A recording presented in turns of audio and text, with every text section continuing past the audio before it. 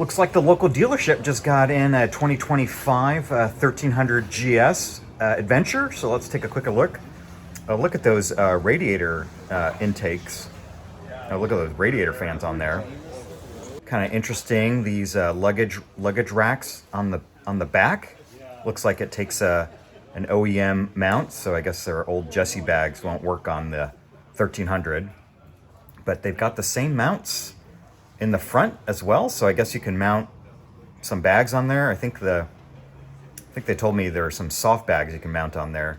It's got the same headlight as the 1300 GS, and now it's got these integrated engine guards, and you know, looks pretty nice all around. Looks a little tall. Yeah, that's the one, huh? But it's got like those interesting mounts where it looks like you could latch some luggage in. Yeah. So I don't know what those straps are for, but the rest of it looks fairly similar to the GS. Look, it's got those integrated auxiliary lights, so you don't have to buy any clear waters.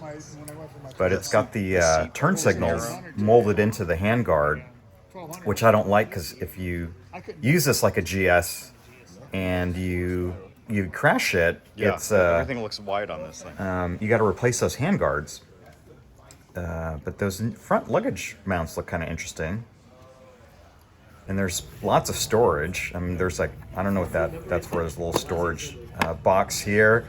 But there also looks to be like some mounts where you can strap some other stuff on. Rest of it looks pretty same. The mirror, it has a collision warning, but that's built into the mirror.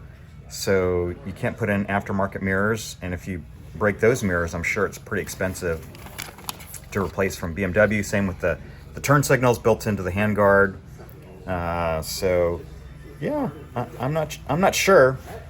It looks a lot better in person than it does in pictures, though. So you know, it's not a bad looking bike, but I'm not sure about those rear luggage racks. But it does come in with this built-in thing where you attach to it, and it connects and it powers your luggage. So you get a light inside the luggage, and you can power it with USB. All right, so I had a chance to actually sit on the 1300 GS Adventure. This one does not have the adaptive height control, so it felt pretty high. A little tall for me. Again, I only have a 30-inch inseam. It took me a while to get it off the side stand because it's so tall. And then once I got it up, I was really on my tiptoes. So the Adventure version seems a bit taller than the normal GS. Again, I think if you get the adaptive height setting, it should be just fine. And then, you know, BMW always has that low seat option, so you can get the lower seat on it as well.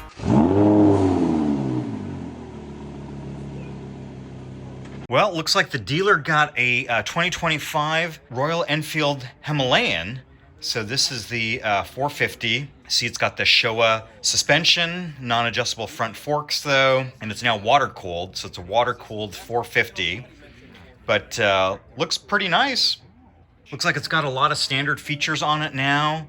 It's got always had the front luggage rack, but it's got those engine guards on there. I think that rear luggage rack is an accessory, but the engine guards are from the factory. Same with the bash guards, and I like that color. It's kind of like a sandy color, and it's got fork protectors. I think those tires are made in India, but it's got a rear adjustable suspension and a rear luggage rack. I think the luggage rack is an accessory. I don't think that comes standard. You can see the paint finish, and it's got a big TFT display. I think we don't have the key. I could have tried to turn it on, but anyway, there it is. There's the new 2025 Royal Enfield Himalayan.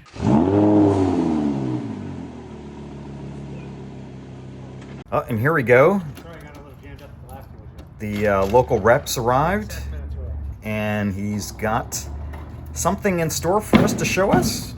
And there it is, the 2025 Yamaha R9.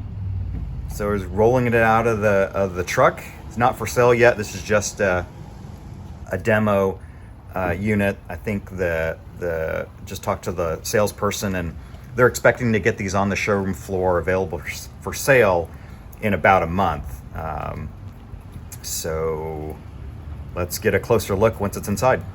Overall, looks pretty nice. Like the color. I'm not sure about that headlight though, being recessed with the Cyclops like that. I'm not sure I like it that much, but you know, the rest of it looks pretty standard for a super sport. We'll get on it real quick and see how it feels. Yeah, I'm really not sure about that Cyclops headlight built in, but it's got nice winglets. That's very MotoGP like. Good looking bike. You can see right there that shifter is ready to pivot over just one bolt. You can see there that pivot. You can just move it back, and got GP shifting.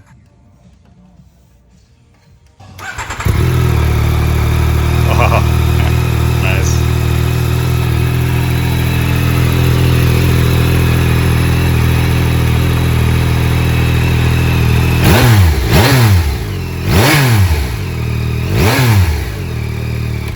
All right, so just taking a look at the different ride modes here on the display.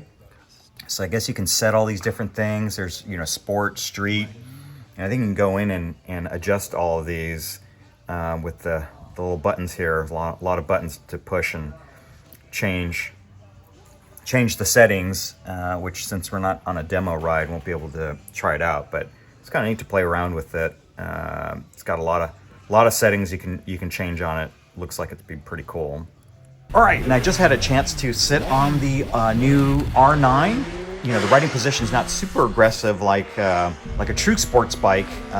Again, this is a super sport, so slightly little more upright.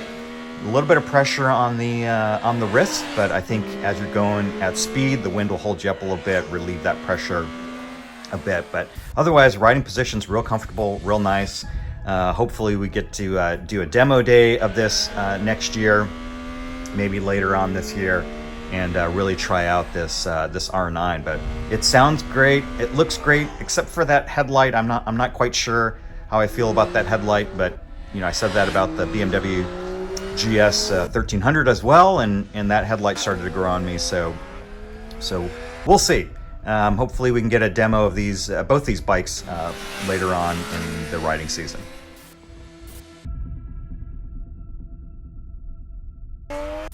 If you're enjoying these videos, please consider subscribing to the channel and to the newsletter using the links below. We'll share more tool buying tips, classic car and classic motorcycle project finds, some motorsport news, and maybe a wrenching tip or two.